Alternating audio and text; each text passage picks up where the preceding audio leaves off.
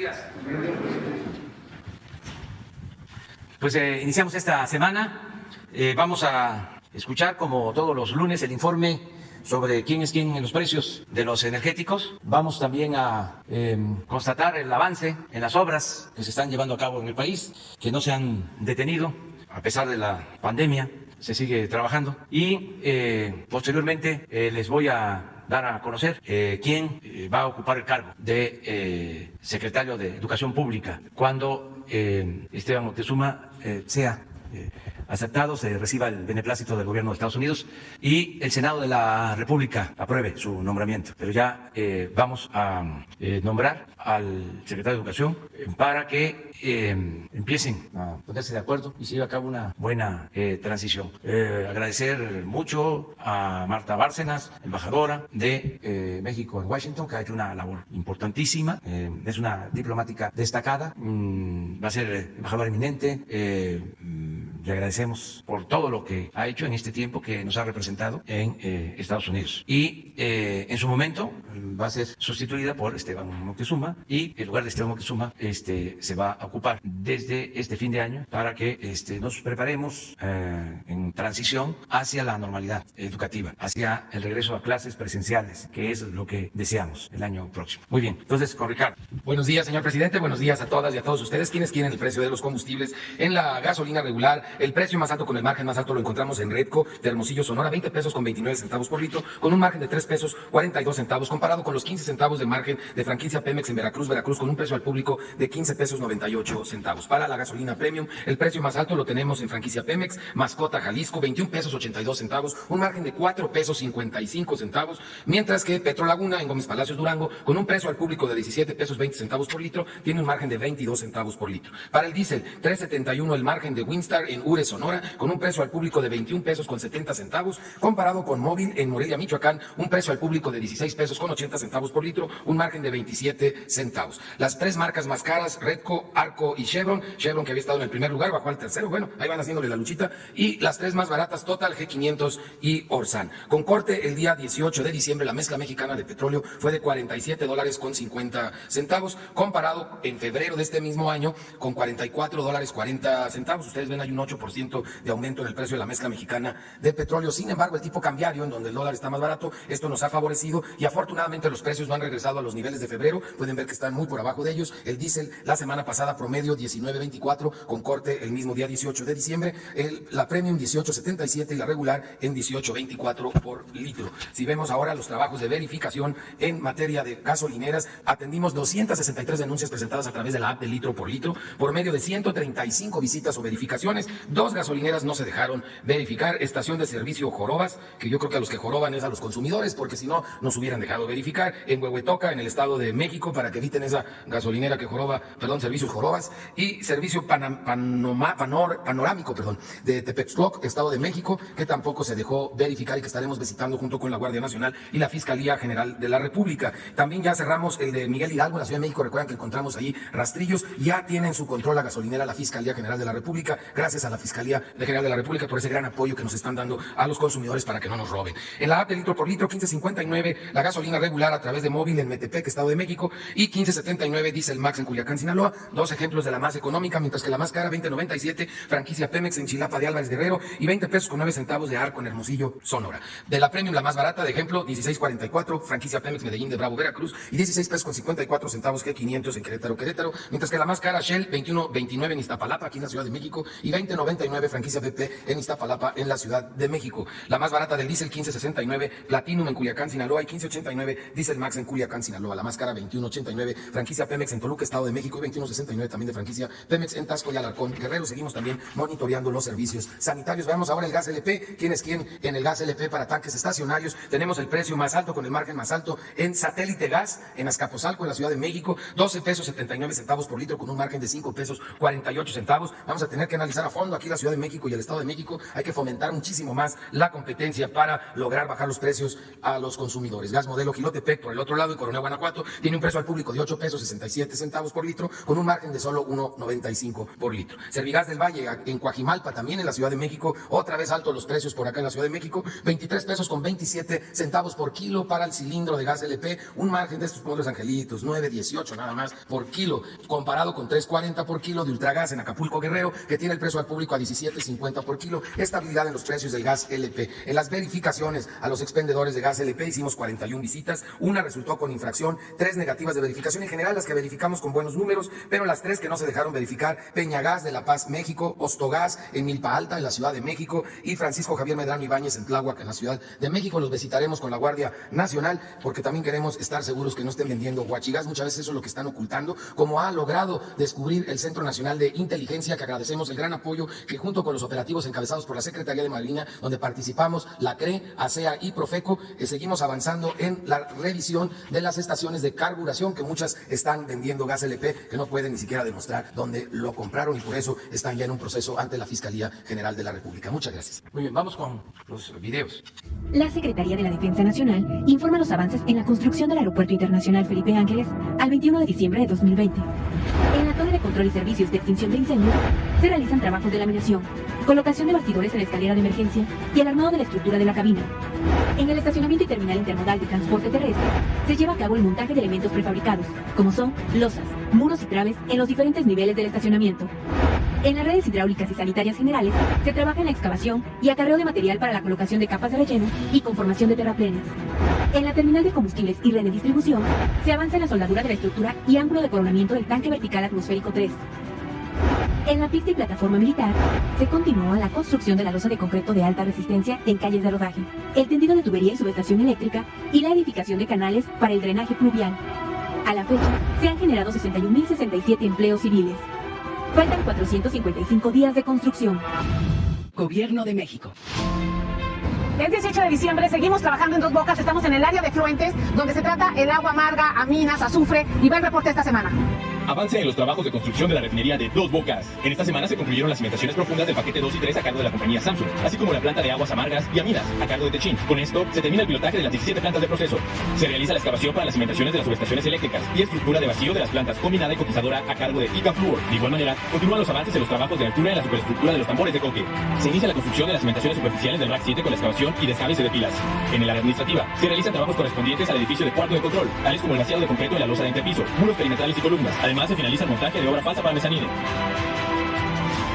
Respecto al paquete 5, área de almacenamiento, se reporta que en tanques verticales se trabaja 1 en excavación, 10 en obra mecánica, 19 en proceso de relleno interior de anillo, 8 en armado de acero y colocación de cimbra, 6 en capa de reparto y 1 en el montaje de estructura de domo. En tanques esféricos se trabaja 1 en excavación, 6 en cimbra y acero de cimentación, 10 en descabece de pilas, 9 en colado de plantillas y 2 en proceso de relleno de la base. Esta semana se reportan desde los talleres de la India el avance en la fabricación de los tambores de coque y columnas de vacío, que son los equipos críticos más grandes y voluminosos, equipos que pronto estarán listos para su envío a Dos Bocas, de acuerdo a lo planeado y gracias a la procura temprana que se realizó en el proyecto. Se continúa con el trabajo de proyección y procura de gasoducto y acueducto, así como en las torres de enfriamiento de proceso. En materia de sustentabilidad, continúa el traslado de plantas de ornato forestales desde el vivero hacia las zonas de áreas verdes de la refinería.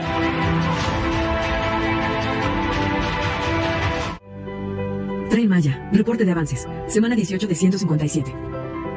En el tramo 1, continuamos con las obras de drenaje y la construcción de pasos vehiculares.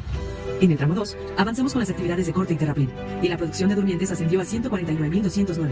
En el tramo 3, el INAH terminó de dictaminar 38 kilómetros de la vía, y continuamos con el desmontaje de la vía antigua.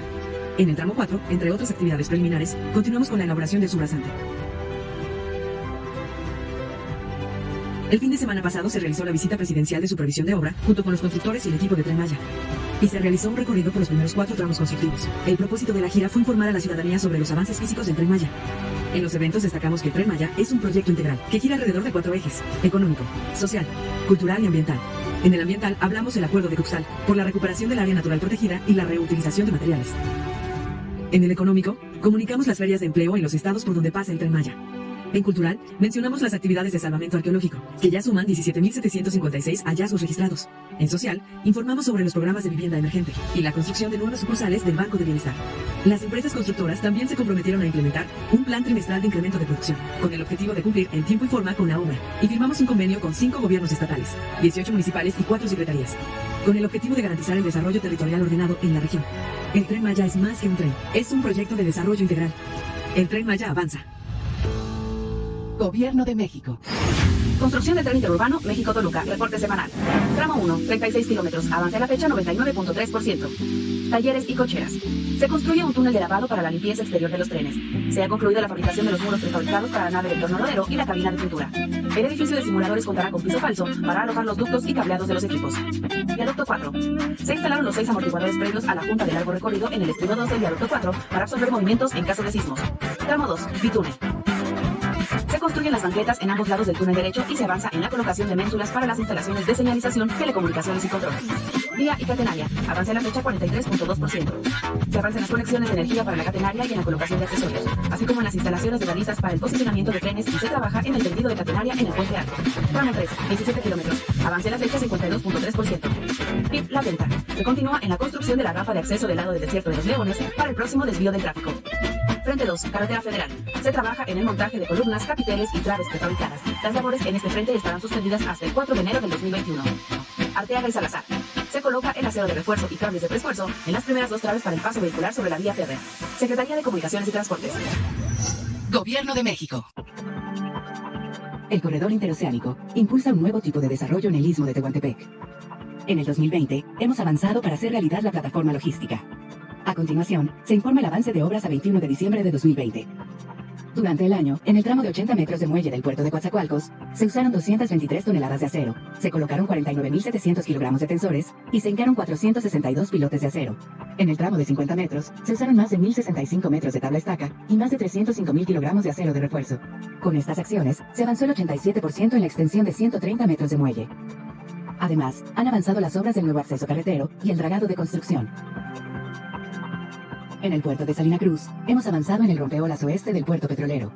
Este año comenzaron los traslados de piedra, la conformación de patios de acopio. Se fabricaron 728 elementos de concreto y avanzamos con la rehabilitación del rompeolas existente. Además, con el programa de rescate del caracol púrpura, se han reubicado 457 organismos. Para la renovación de las vías del ferrocarril del Istmo de Tehuantepec, en este año se realizó el levantamiento topográfico de 149 kilómetros y se colocaron más de 63.600 piezas de durmientes. Con nuevos rieles, hemos concluido las obras de 37 kilómetros. El avance total de la obra es de 20%. Estas acciones se traducirán en fortalecimiento de la economía y sociedad locales, en nuevas oportunidades y mejores empleos. Gobierno de México. La Comisión Nacional del Agua informa los avances del proyecto ecológico Lago de Texcoco. Vivero. Continúan los trabajos de montaje de vigas y columnas en pabellones y módulos de malla sombra. También se colocaron árboles demostrativos en la zona de senderos peatonales. Se montó el cercado perimetral y concluyó la construcción de los bordos del biofiltro. Reforzamiento y mejoramiento de terracerías. Prosiguen los trabajos de desplante de caminos y excavación, así como la colocación de las capas de desplante geotextil, geomalla y capa estructural de las plataformas y caminos. Ciénega de San Juan, fase 1. Se mantienen los trabajos topográficos de nivelación y estacado. Concluyó el desmonte de la zona y se realiza el tendido de tesontle, geotextil y geomalla triaxial para la construcción de los bordos que también servirán como caminos de paseo. Juntos, haremos del Parque Ecológico Lago de Texcoco uno de los parques urbanos más grandes del mundo en beneficio de la población del Valle de México. Gobierno de México. Muy bien. Este es el informe de los trabajos que estamos llevando a cabo. Quiero enviar mi pésame a familiares, a amigos del diputado Delfino López Aparicio de Chimalhuacán, del Estado de México, que falleció por COVID. Así también desear la recuperación a Dulce María Sauri, también legisladora, que padece de esta enfermedad de COVID, a ella, a su esposo. Y también hacer extensivo mi deseo de consolación, de solidaridad a muchos familiares de quienes han perdido la vida por COVID. Siempre lo vamos a estar diciendo, enviarles abrazos fuertes a quienes han perdido a sus seres queridos, amigos, conocidos, familiares, a muchas personas que desgraciadamente han perdido la vida por esta pandemia. Vamos a seguir adelante, vamos a seguir luchando para enfrentar la pandemia, para también recuperar la economía, para seguir llevando a cabo la transformación del país, porque eso no lo podemos dejar de lado. No sería bueno que por la pandemia y por la crisis económica nos cruzáramos de brazos. Tenemos que seguir adelante, buscando la transformación del país, combatiendo la peste de la corrupción para purificar la vida pública de México, sentar las bases para que tengamos un país más justo, más libre, más igualitario, más fraterno, que es lo que tenemos que seguir buscando, no dejar de caminar hacia ese objetivo, hacia ese propósito, hacia esa utopía, que se lleve a cabo la cuarta transformación de la vida pública del país.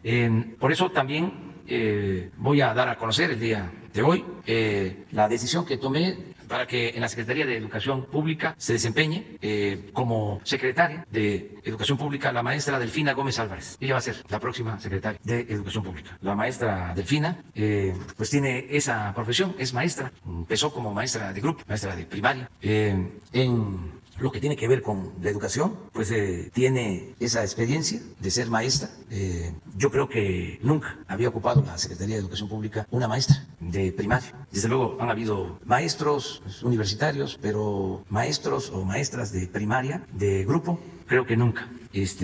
O pocos, porque el maestro Vasconcelos se le decía maestro José Vasconcelos, pero era abogado de profesión y fue un gran maestro, desde luego, y otros maestros, pero de primaria y mujer, no creo. En lo administrativo, en lo público, la maestra Delfina se ha desempeñado como presidenta municipal de Texcoco, fue presidenta municipal de Texcoco, electa democráticamente, fue diputada federal, también electa, y senadora de la República, electa democráticamente. Ahora va a estar en la Secretaría de Educación Pública. Ya aumenta el número de mujeres en el gabinete, son 9 mujeres. La doctora Olga Sánchez Cordero, secretaria de Gobernación, María Luisa Albores, secretaria de Medio Ambiente, Luisa María Alcalde, secretaria de Trabajo, Rocío Nale, secretaria de Energía, Alejandra Fraustro, secretaria de Cultura, Rosa Isela Rodríguez, secretaria de Seguridad Pública, y Maréndira Sandoval, secretaria de la Función Pública, Tatiana Cloutier, secretaria de Economía, y la maestra Delfina Gómez Álvarez, secretaria de Educación Pública. Bueno, ahí vamos, avanzando. Sara. Gracias, presidente. Buenos días. Preguntarle qué reporte, si es que lo vieron en la reunión del gabinete, le dieron de la movilidad, sobre todo en la Ciudad de México, con este reconfinamiento, si existe el riesgo de que se saturen los hospitales. Ha habido múltiples avisos del gobierno de la Ciudad de México. Y también preguntarle, también la jefa de gobierno, Claudia Sheinbaum, ha anunciado que habrá apoyos económicos para los pequeños comercios. Preguntarle si desde el gobierno federal se podrían reactivar los créditos o si habría algún tipo de apoyo ante este nuevo cierre. Gracias. Bueno, se está dando atención especial a la Ciudad de México. Se decidió poner la Ciudad de México en semáforo rojo por el aumento de casos de contagio. Esto no es nacional, se está manifestando este aumento de casos en 8 estados y tenemos que tener mucho cuidado que no nos rebase la pandemia y que tengamos manera de atender a todos los enfermos, que haya camas, que haya equipo, que haya médicos. Por eso se está dando una atención especial en la Ciudad de México, como lo hemos hecho en otros estados, en otros momentos de la pandemia, cuando aumentó mucho el número de contagios en Tabasco, de hospitalizados, reforzamos. Lo mismo en Chihuahua, lo mismo en Nuevo León y en otros estados. Ahora lo estamos haciendo en la Ciudad de México. No sé si tienen la cifra sobre ocupación, datos de ocupación. Esto es hospitalización general, 85% de las camas en la Ciudad de México ocupadas, de las camas disponibles, y en promedio, a ver si regresa, tenemos 45 nacional de ocupación, pero sí es en primer lugar en ocupación la Ciudad de México y en segundo el Estado de México. Por eso se decidió poner en semáforo rojo. Y luego está la ocupación en camas con ventilador, que es creo que Baja California con 75, Baja California y 70 la Ciudad de México. Se está ampliando el número de camas en la Ciudad de México. Está iniciando ya, se abrió un hospital de el ISSSTE, recién construido, equipado para 120 camas. La Secretaría de Marina, la Secretaría de Defensa están ampliando también espacios. Se tiene ya contratación de médicos y se tienen todos los equipos, de modo que siempre tengamos espacio para atender a los enfermos. Desde luego, repito, no queremos que la gente se enferme, lo que queremos es que nos cuidemos todos, que se evite el contagio. Y por eso estas medidas de convocar a no salir de casa si no es urgente, si no es indispensable, continuar con la sana distancia, no confiarnos, cuidarnos, no estar pensando en las prohibiciones, sino pensar en que nosotros debemos, en ejercicio pleno de nuestras libertades, limitarnos y cuidarnos. Prohibido prohibir. Tenemos que lograr que no haya contagios y ese es el propósito. No sé qué otra cosa me preguntaste. Sobre la movilidad en la ciudad este fin de semana, Sí. sábado, sobre todo mucha gente. Sí, en las calles. está bajando la movilidad. Hoy informaron en la mañana que donde ha bajado, pero menos, la movilidad ha sido aquí en el centro, sí, pero en el resto de la ciudad hay menos movilidad. Y yo espero que la gente nos siga apoyando, como lo ha venido haciendo, y que nos cuidemos, nos guardemos. Yo creo en la gente, le tengo confianza al pueblo y sé que va a funcionar el que nos guardemos para evitar contagios. Vamos a lograr ese propósito. ¿Y si habría apoyos económicos para los pequeños comercios que habrán tenido que cerrar? Lo vamos a considerar, pero si ya lo planteó la jefa de gobierno, pues se va a llevar a cabo. Nosotros estamos apoyando a pequeños empresarios, sean del sector formal o del sector informal, y siempre va a haber ayuda. ¿No se reactivarían estos créditos que dieron hace unos meses de 25,000? Vamos a ver qué decide la jefa de gobierno y nosotros vamos a apoyar, pero siempre vamos a estar apoyando a, en este caso, pequeños empresarios del sector formal o del sector informal. Gracias, presidente. Y preguntarle en otro tema sobre su conversación con el presidente electo de Estados Unidos, Joe Biden, si nos pudiera ampliar la información sobre los temas que se tocaron. Bueno, fue una plática muy fraterna, respetuosa. Hablamos sobre los temas de migración, básicamente, el tema migratorio, que se va a atender. Él tiene claro que se debe de apoyar a los países de Centroamérica y a México, sobre todo a estados del sur, sureste del país, para que haya desarrollo, atender el fenómeno migratorio, dando opciones, oportunidades de empleo, de bienestar, para que la gente no se vea obligada a abandonar sus pueblos, que no abandonen sus familias. Él sabe que la gente abandona sus lugares de origen por necesidad, no por gusto. De modo que lo que tiene que hacerse pues, es ir a las causas y promover el desarrollo del sur. Y eso es lo que nosotros hemos venido planteando y estamos haciendo. Quedamos en que se va a reforzar esa política. ¿El plan que usted había propuesto para Centroamérica? Sí. ¿Es específicamente? Sí, sobre ese plan se va a trabajar. Mencionó de que vamos a continuar con una política de respeto mutuo a nuestras soberanías en bien de nuestros pueblos. Fue muy amistoso, de interés para los dos países, sobre todo en el caso nuestro. Nos importa mucho la situación de nuestros paisanos migrantes y considero que va a ser muy buena la relación en ese sentido. No tenemos ningún problema. Vamos a continuar trabajando como lo estamos haciendo con el gobierno actual de Estados Unidos. Hemos tenido muy buenas relaciones, no hemos tenido prácticamente ningún conflicto, solo aquel asunto de los aranceles, pero se resolvió en buenos términos y hemos llevado una muy buena relación con el gobierno actual del presidente Donald Trump y es lo mismo que estamos esperando y no va a haber ningún conflicto con el nuevo gobierno que encabece el señor Biden. Y finalmente, si lo convocó a su toma de posesión el 20 de enero, si lo invitó. No hablamos de eso. Fue una plática de aproximadamente 20 minutos, media hora. Estábamos por allá, por la península de Yucatán, en Valladolid, allí en el ayuntamiento. Allí se logró la llamada telefónica con el señor Biden. Buenos días, Carlos Tomasini del sitio de noticias códigolibre.mx. El fin de semana Reino Unido habló sobre una nueva cepa del virus que resulta más contagiosa y demás, y varios países, especialmente de Europa, cerraron sus fronteras para vuelos provenientes de Londres. En México se hará lo mismo, se prohibirán vuelos de Londres a México y de México a Londres. Ayer supimos que llegó uno de estos vuelos al aeropuerto de la Ciudad de México. Sí, lo vamos a analizar. Hoy se trató en la reunión del gabinete, lo plantearon el secretario de Salud y el subsecretario, y se acordó que hoy en la noche, que tenemos la reunión de salud, se va a analizar el caso.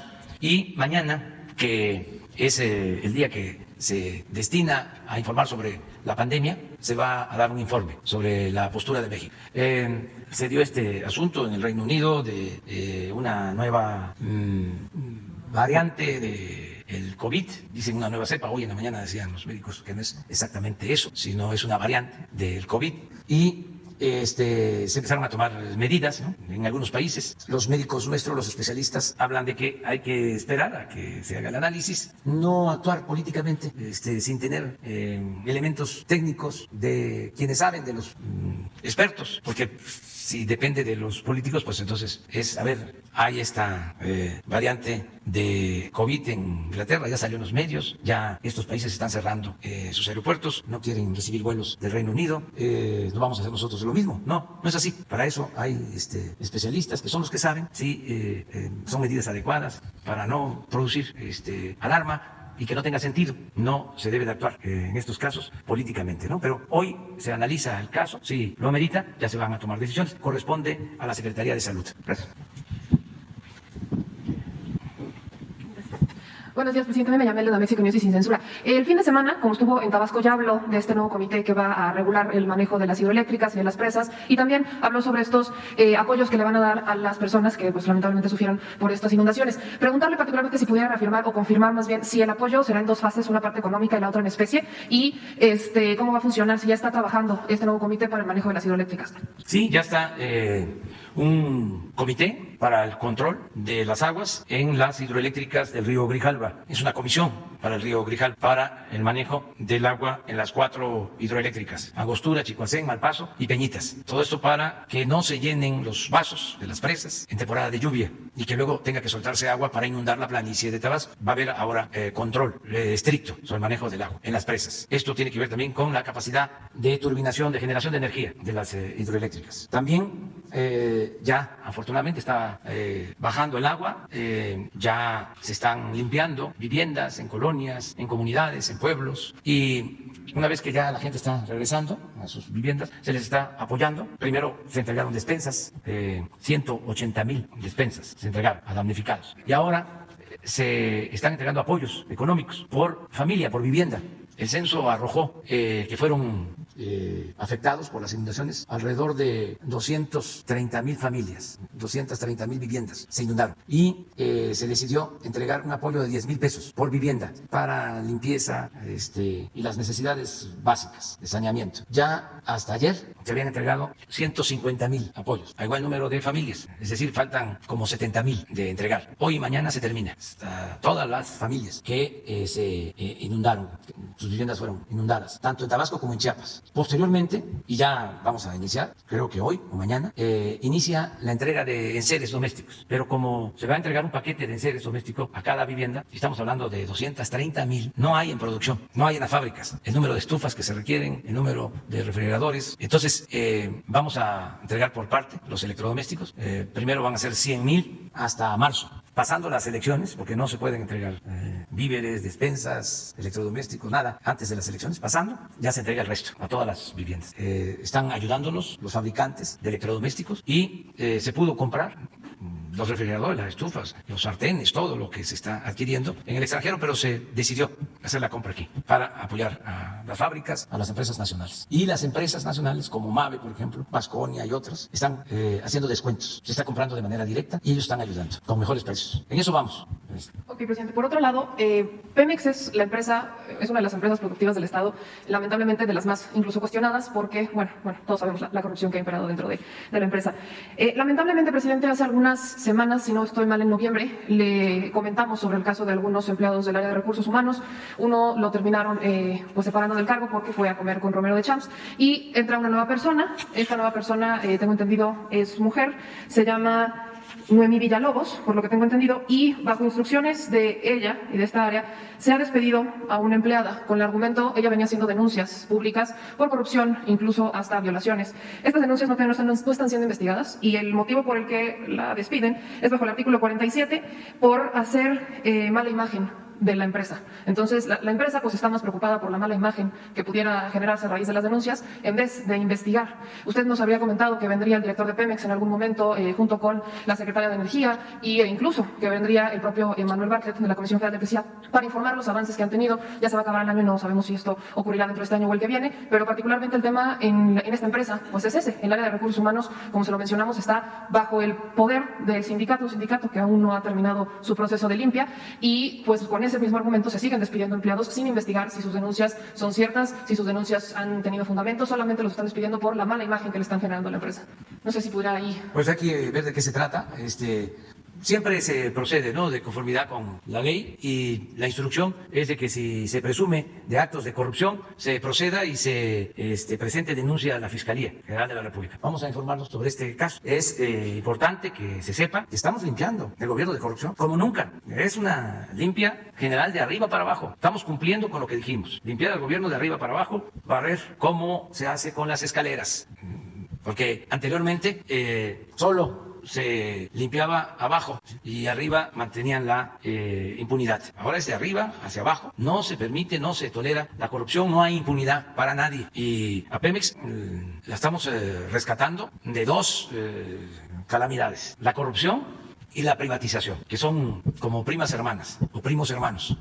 Corrupción y privatización, porque en México las privatizaciones fueron sinónimo de corrupción. Entonces eso era lo que padecía Pemex y eso es lo que padecía la Comisión Federal de Electricidad y todo el gobierno. Y desde luego todavía falta limpiar, pero lo que se ha hecho es bastante. Ayer, el viernes, me decía un compañero de ustedes que por qué nos tardamos tanto hablando de aduana. Pues no es que nos estemos tardando, es que lleva tiempo limpiar. Estaba podrido el gobierno. Aduana, migración, puertos, Pemex, Comisión Federal de Electricidad, Capufe, contratos de obra, adquisiciones, reclusorios, etcétera, etcétera, etcétera, etcétera. Un largo etcétera. Pero ahí vamos, limpiando. Porque de esa manera es que se va a moralizar al país. El gobierno debe de poner el ejemplo. Y también, como siempre lo he dicho, la corrupción no solo hay que combatirla por razones de índole moral, sino porque se liberan muchos fondos para el desarrollo. Porque cuando hay corrupción, todo se va por el caño de la corrupción, todo el presupuesto, y no alcanza. Cuando no hay corrupción, el presupuesto rinde, como se está demostrando. No hace falta endeudar al país, no hace falta aumentar impuestos, no hace falta que haya gasolinazos. Se puede atender las necesidades de la gente si no hay corrupción, si no hay impunidad. Yo calculo que nos hemos ahorrado, por no permitir la corrupción y por la austeridad republicana, como 1.500.000 millones en el tiempo que llevamos. 1.500.000 millones. Solo cobrando los impuestos que no pagaban los que se sentían influyentes, hemos acumulado, hemos recuperado 800.000 millones de pesos. A ver si no tenemos el dato de la recaudación última del SAT, el informe que me envía diariamente Raquel Borroso. Estamos en crisis y van a ver cómo estamos en recaudación. Pero particularmente ahí acaba de poner, por ejemplo, el tema de aduanas. Aduanas es una de las de estas instituciones que más ha sido transparente desde que está Horacio Duarte a la hora de decir qué acciones han tomado para combatir la corrupción y para reducir estas viejas prácticas, cosa que no ha pasado en Pemex o no ha pasado tampoco en la Comisión Federal de Electricidad. Prácticamente es hasta que venimos a cuestionarle a ustedes que se informa si Pemex ha hecho algo o no en cuanto a corrupción, en cuanto a limpieza, en cuanto a la limpieza de la institución. Los resultados vienen, los informa directamente usted. ¿No valdría la pena quizás que Octavio Romero lo pudiera informar también? Lo pueden hacer, pero yo les puedo decir que por no permitir el huachicol que tiene que ver con Pemex, nos hemos ahorrado más de 100.000 millones de pesos. Ahora voy a poner el informe sobre eso. Y en el caso de la compra de insumos para la generación de la energía eléctrica también ha sido muy considerable el ahorro. Van a venir los directores a informar. Es un compromiso. No sé si nos alcance para que sea antes de que finalice el año o el año próximo, pero van a informar. Miren, esto es la recaudación. Es el reporte último.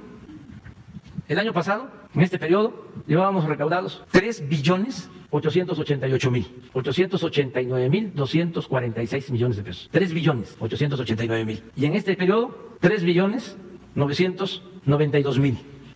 En términos cuantitativos, nominales, más de 100.000 millones con relación al año pasado. En términos reales, si agregamos inflación, tenemos una disminución del 0.7. Nada. Eso es en cuanto a ingresos totales, pero en los tributarios, lo que tiene que ver con impuestos, de 3.141.000 a 3.260.000. 120.000 millones más. Aquí sí es positivo, 0.4. Y si ya vemos, por ejemplo, impuestos sobre la renta, positivo, casi 1% en términos reales. IVA, positivo, 1%. ¿Por qué son estos resultados? Porque ya no hay condonación de impuestos, estamos combatiendo las facturas falsas, ya no hay influyentismo. También por eso es el enojo, ¿no?, de los adversarios. Pero esto nos da tranquilidad, porque tenemos finanzas públicas sanas, necesitamos comprar las vacunas, tenemos el dinero.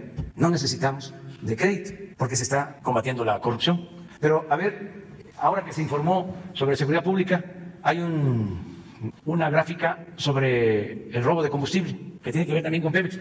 No olvidemos que el huachicol se toleraba. En la torre de Pemex, el piso 3 estaba destinado a combatir el huachicol y tenían equipos modernos porque todo lo querían hacer de esa forma, ¿no? Además compraban equipos carísimos. y sonaba la alarma, porque habían sensores en los ductos, pero podía sonar todo el día y nadie atendía la alarma, porque había complicidad. Entonces eso se terminó. Esto es lo que hemos ahorrado, 119,000 millones de pesos, 119,156 millones de pesos, lo que equivale a un ahorro diario de 159 millones diarios, Pemex nada más. Y ahora que vengan, les van a informar, porque esto es huachicol, pero imagínense cuánto nos hemos ahorrado en contratos, cuánto nos hemos ahorrado en compras, tanto en Pemex como en la Comisión Federal de Electricidad. Estamos limpiando de corrupción. Y esto es lo que nos permite pues enfrentar la crisis y estamos optimistas de que vamos a salir adelante. Presidente, hubo también la semana pasada, antepasada, un tema al que no se le dio mucho foco por parte de los medios y es un convenio de colaboración entre la SEDENA, la Comisión Nacional de Derechos Humanos y la Subsecretaría de Derechos Humanos para que las Fuerzas Armadas tengan una capacitación en materia de derechos humanos. Si podría informar brevemente sobre a partir de cuándo se va a implementar esta capacitación o esta parte de derechos humanos en la SEDENA, que no se había reafirmado tanto con el tiempo, y particularmente ese mismo día se supone, pues teníamos entendido que estaba el compromiso de atender el caso de estos 233 casos militares que estarían encerrados con tortura e incluso con pruebas falsas. No los revisaron, no los atendieron porque aparentemente la titular de la Comisión Nacional de Derechos Humanos no tuvo tiempo, pero existía el compromiso por parte del titular de la SEDENA y no sabemos si también por parte del subsecretario de Derechos Humanos. Bueno, decirles que es una materia obligatoria, no es optativa, en el caso de las Fuerzas Armadas. Tanto la Secretaría de Marina como la Secretaría de Defensa se cuida, se protege, se garantizan los derechos humanos. Ese es un distintivo del actual de las Fuerzas Armadas. Ya venían ellos tomando en consideración lo del respeto a los derechos humanos y ahora, con el nuevo gobierno, esto se ha intensificado y hay disposición para seguir avanzando en este propósito. No se van a violar derechos humanos. El Estado mexicano deja de ser el principal violador de los derechos humanos, como era antes. No a la tortura, no a las masacres, no al exterminio, no a la fabricación de delitos. Todo eso se termina. Es un compromiso, es una convicción. En mi carácter de comandante de las Fuerzas Armadas, no voy nunca a dar la orden para que se reprima al pueblo. Y esto es una convicción ya, no solo en altos mandos, sino en la tropa, en soldados, en marinos. Es el pueblo uniformado, el ejército, la marina, representan al pueblo, son del pueblo, los soldados, los marinos. Y es una etapa completamente nueva. Y acerca de estos cursos y de esta investigación sobre militares que están siendo enjuiciados, vamos a pedir el informe para que se nos aclare en qué consiste. No hay también ningún interés de ocultar nada. Hace unos días un periódico habló de que se había ocultado información sobre un enfrentamiento en Nuevo Laredo y no. Es cierto, está haciendo la investigación la Fiscalía General de la República y por lo mismo, por el debido proceso, no se puede dar información, pero no es que se esté ocultando o que se esté reservando la información. No se reserva nada. Hace poco también se habló de que se iba a reservar la nota diplomática que enviamos cuando se detuvo al general Cienfuegos. La nota diplomática que enviamos a Washington y di la instrucción al secretario de Relaciones Exteriores que se desclasifique, que no tengamos ninguna nota bajo reserva. Yo creo que en esta semana se da a conocer la nota diplomática que se envió y yo espero que pronto ya la Fiscalía informe y resuelva sobre este tema. Después tú. Buenos días, señor presidente. Urbano Barrera, del diario Ovaciones. Primero comentarle que los mineros de Cozalá le dan las gracias por atender su petición y están enterados de que usted giró instrucciones para que la Secretaría del Trabajo, Luisa María Alcalde, ahora que le sea posible, acuda a Cozalá para intervenir y para generar las condiciones necesarias para retornar a las actividades. Los mineros del sindicato que dirige el líder Napoleón Gómez Urrutia y el delegado de la sección 333 de Acero Beltrán Curioca le mandan más información. Señalan que la compañía canadiense America's Gold Silver, antes del paro, que empezó hace 11 meses, se llevaban 1 millón de onzas de plata, 50 millones de libras de zinc, 20 millones de libras de plomo, lo que equivale a 20,000 millones de pesos. Del oro, para el cual no hay concesión, se llevan 80 toneladas de concentrados de plomo. Como le explicaba la vez pasada, en esos concentrados de plomo se oculta o no se puede extraer hasta después de un proceso entre 1, 2 o hasta 3.9 gramos de oro. Como al día se sacan 80 toneladas de concentrado, se está hablando de 288 gramos de oro, más de un cuarto de kilo de oro puro, y ellos le dicen que, imagínese usted el saqueo que se está dando tan solo en una mina de todas las que hay en el país. El metal sale en barco por el puerto de Manzanillo, Colima, pero hay un análisis de un laboratorio que no hace las certificaciones por todo el problema de anomalías de corrupción que hay en aduanas. Ellos dicen que si se cobran todos esos impuestos a las mineras, habría suficientes recursos para vacunas, para hospitales, para médicos, para programas sociales, seguridad, para apuntalar el estado de bienestar. El delegado de la sección 333 de Acer Beltrán y sus compañeros mineros de Cosalá, Sinaloa, le piden que si pueda acudir o que mande a un agente de su máxima confianza y que si ellos mienten en el aspecto de bajos salarios, jornadas de 12 horas, que el trabajo de cuatro empleados lo haga uno, el robo de oro sin pago de impuestos, las nulas condiciones de seguridad, el ecocidio y demás, que ellos están dispuestos a entregar la mina inmediatamente, incluso a que se les consigne ante las autoridades. Pues nunca han incurrido en un despojo, como se les señala, porque ellos tienen un laudo a su favor, que lo ganaron de manera lícita y en votación en la ciudad de Mazatlán. Pero también le piden que, del contrario, si se detectan irregularidades, pues que se llame al principal accionista de la mina, a Darren Nasuti, para que explique la situación. Ellos dicen que le proponen que de encontrarse irregularidades, que se les revoque la concesión y se le otorgue al pueblo de Cosalá, y así se despeje también ese amago que hicieron allá en Canadá de denunciarlo a usted y denunciar a su gobierno. Ellos le piden nuevamente apoyo, ven una hoja de trabajo en donde se ve qué es lo que están sacando de oro y que si ya es posible que se frene este problema. Esa sería la primera pregunta, señor presidente. Sí. Bueno, pues ya tenemos conocimiento de lo que está pasando en Cosalá, en esta mina, desde que estuve hace como 8 meses en Tamazula, Durango, que está cerca, relativamente cerca, aunque Cosalá es Sinaloa y Tamazula es Durango, es en la misma región.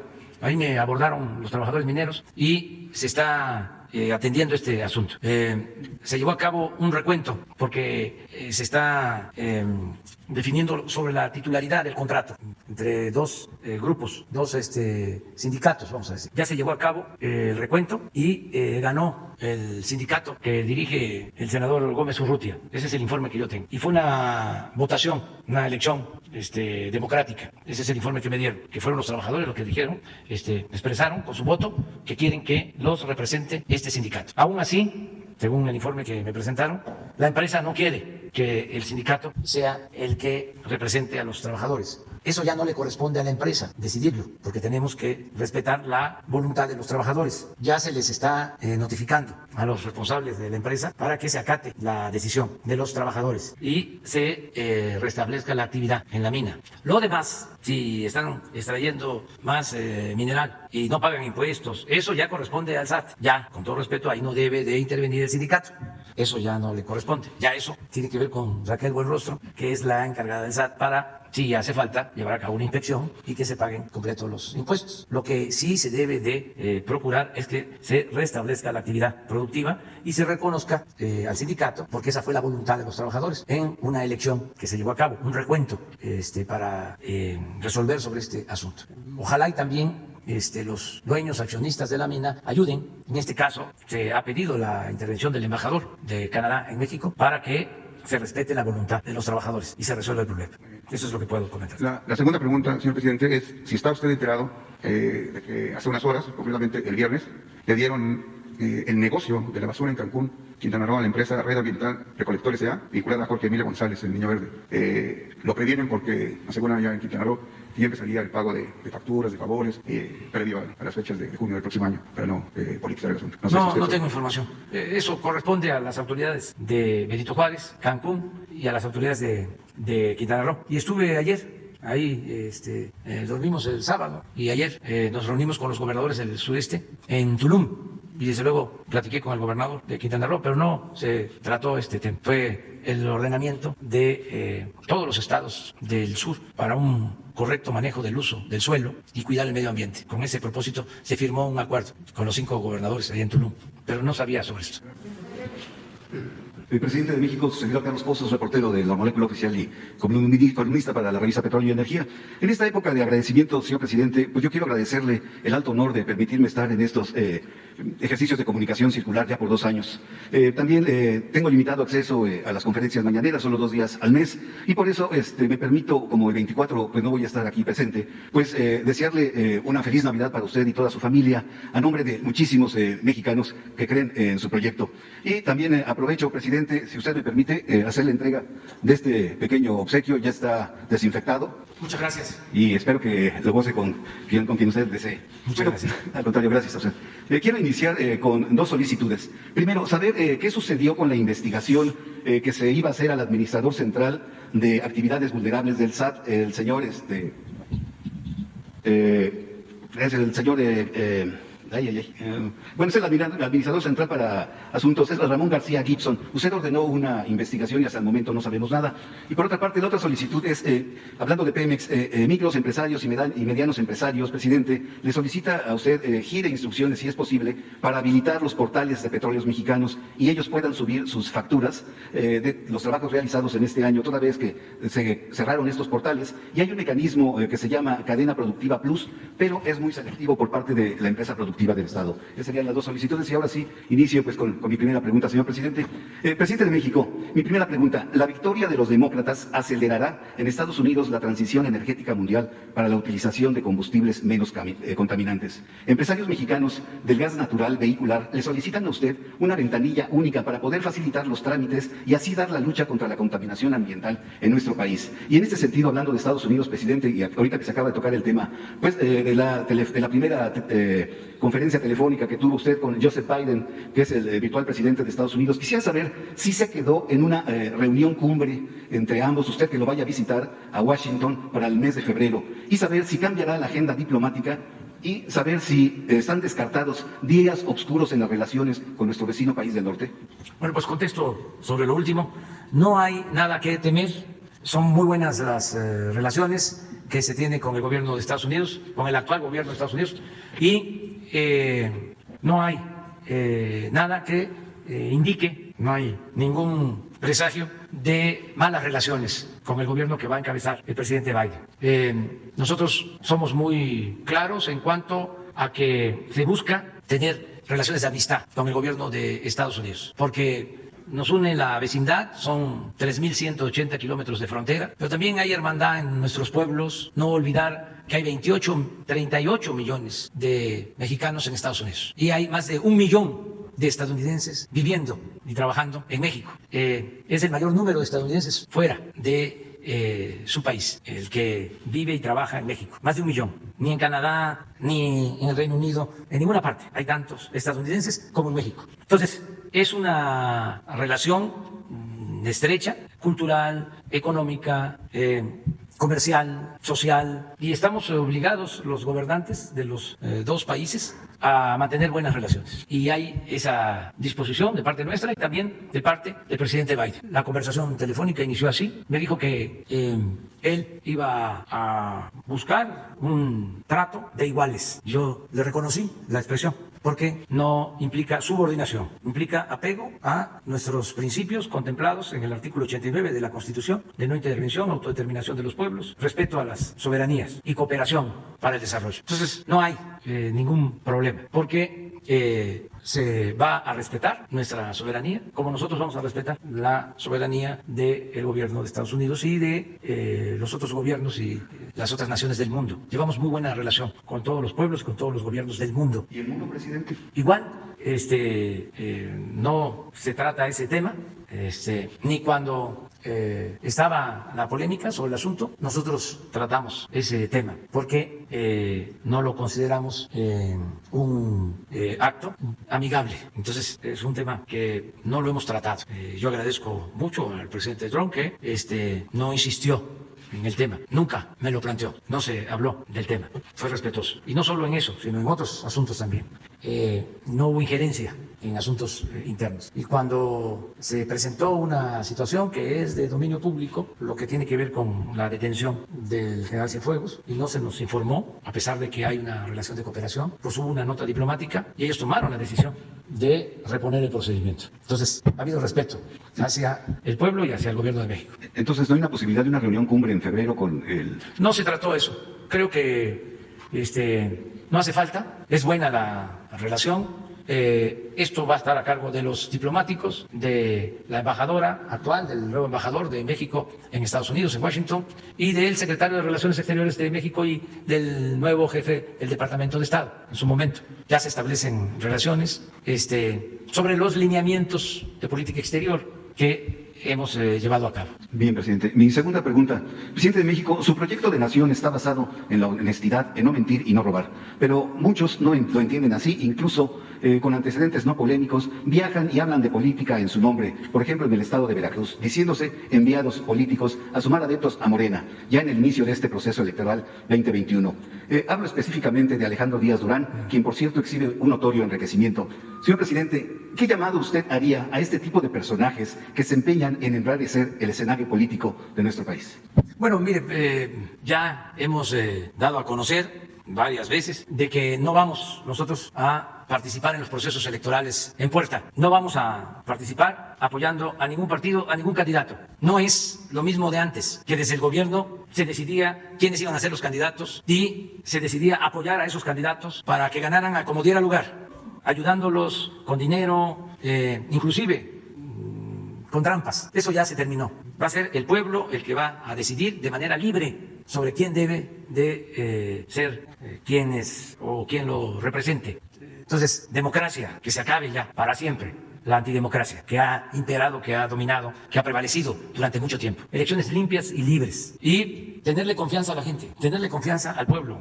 Hace unos días vi una frase de Machado sobre el pueblo. A lo mejor te la manda Beatriz. Lo importante que es el confiar en el pueblo. El pueblo, aunque no les guste a los conservadores, porque para ellos el pueblo no existe, no les guste que yo diga que es el pueblo bueno, sabio, les molesta mucho, porque estaban acostumbrados a que ellos eran los políticos, ellos eran los expertos en política. La política era asunto de los políticos, no asunto de todos. Entonces es un choque mental. Es como de lo que hablábamos acerca del racismo o del clasismo, es decir, eres un naco y peores cosas que ni siquiera me atrevo aquí a repetirlas para no ofender, pero lo hacían de manera normal. O decir, mi papá me compró un Ferrari y no lo hacían o no lo decían pensando de que estaba mal. Ahora sí que no era esa la intención, sino era una cosa normal. Hace brevemente poco un articulista de izquierda o progresista pues, utilizó así un dicho racista. Hace poco también un caricaturista del Reforma, ¿no?, habló de que la 4T era el poder de los nacos. Y no está mal, porque es el poder del pueblo. Pero les molesta. A lo mejor sí les manda. Yo creo, pero si le escribes, puede ser que te mande eso. Entonces, de eso es lo que se trata. Muy bien. Allá, faltas tú. Bueno. Buenos días, señor presidente. Mi nombre es Diego Cedillo, de Diario Basta, Grupo Cantón. Presidente, en atención al nombramiento que acaba usted de hacer de la Secretaría de Educación y ante la pandemia de COVID-19 que vive todo el país y todo el mundo, yo le preguntaría, señor presidente, ¿usted alguna vez hizo el comentario que los maestros iban a ser prioridad para vacunarse? Porque más de muchos jóvenes queremos regresar a clases. Hay muchos niños que no pueden tener una infancia normal. Entonces, presidente, con este compromiso que usted hizo en su momento y con el nombramiento ahorita de la maestra, ¿consideraría usted prudente que fuese una prioridad el regreso a clases en el mediano plazo o para cuándo estaría planeado? Esta sería la primera. Gracias, presidente. Bueno, miren, es importante que se vaya conociendo lo que ya definieron los expertos, los médicos, sobre la vacuna. ¿Quiénes van a ser vacunados? Todos los mexicanos. Desde luego va a depender de la disponibilidad que tengamos de la vacuna. Va a empezar, si cumple Pfizer, y debe de cumplir porque ya se firmó un contrato, tienen que llegar las primeras dosis antes de que finalice el año, diciembre. Y luego se van a seguir entregando en enero, febrero, marzo. Hay un contrato. Y también en su momento se va a autorizar para el uso de otras vacunas. Ya hay contratos con otras farmacéuticas. ¿Quiénes van a ser los primeros en vacunarse? Los médicos, las enfermeras que están atendiendo COVID. No solo de la Ciudad de México y de Coahuila, porque me preguntaron antier en Yucatán sobre eso, de mala fe. Los opositores hablaron de que se estaba dando preferencia a la Ciudad de México. Y no es así. Se va a vacunar a todos los médicos, las enfermeras que están en hospitales COVID en todo el país. Lo de que llegue la vacuna a la Ciudad de México y a Coahuila es por cuestiones de logística, sobre todo por la refrigeración. Pero se va a llevar a cabo un operativo para que, ya sea que se movilicen los médicos o se acerque más la vacuna donde están todos los hospitales COVID en el país. Estamos hablando de cerca de 1,000 hospitales COVID. Entonces, a todos. Eso es lo primero. Lo segundo, a los adultos mayores. Es el segundo grupo de población de todo el país. Aunque estén en la Sierra Tarahumara o en la Lacandona o en la Sierra Sur de Oaxaca, donde estén los adultos mayores. Y va a ser de mayor a menor edad, es decir, primero los ancianos. Ese es el segundo grupo. El tercer grupo son los enfermos con padecimientos crónicos, que es población vulnerable, que es la población más afectada por COVID. Ese es el cuarto grupo, tercero.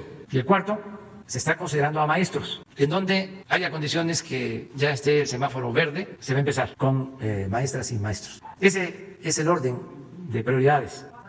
Va a ser así como lo estoy planteando, va a ser edad, pero para adultos mayores. Vamos a decir, de 65 a 90, 100, empezando de 100 hacia 65, como grupo. Sí, estamos hablando que deben de haber adultos mayores de 65 y más, como 10, 12 millones en el país.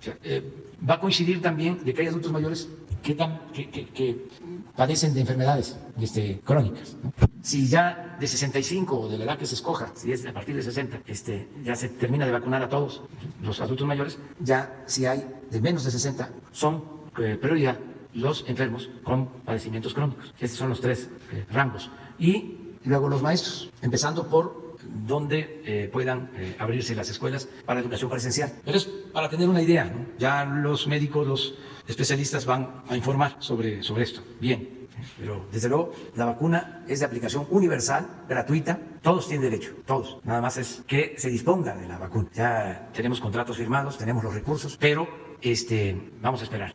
Y ahora, señor presidente, la segunda pregunta y un cuestionamiento que ha llegado mucho a todas las redes sociales del Grupo Cantón es al respecto de los migrantes en Estados Unidos.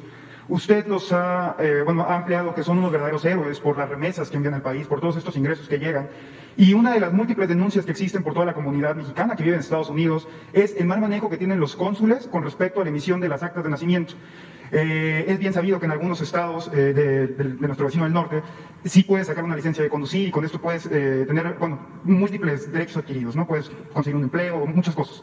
El detalle aquí, señor presidente, y me gustaría exponerle, es esta denuncia que manejan nuestros paisanos migrantes y ver si es posible que el canciller Ebrard pudiese tener algún acercamiento con todos estos consulados para verdaderamente brindar el apoyo a todos estos verdaderos héroes que tenemos en el país, que son los que mandan las remesas y mantienen hasta cierto punto el circulante en la economía. Muchas gracias, señor presidente. Sí, mañana viene Marcelo Ebrard porque le corresponde precisamente explicar lo de la vacuna, sobre los acuerdos con farmacéuticas, con gobiernos, y le vamos a pedir también que traiga una respuesta a tu pregunta. Muy bien, ¿no encontraste la cita? Queda para mañana. Ya vamos a quedarnos. Tú mañana, ¿te parece? Sí, tú, ¿sí? Sí. Estamos empezando la semana. Para mañana, ustedes tres. Sí. Tú, ¿de acuerdo? Muy bien. Muchas gracias. Muchas gracias.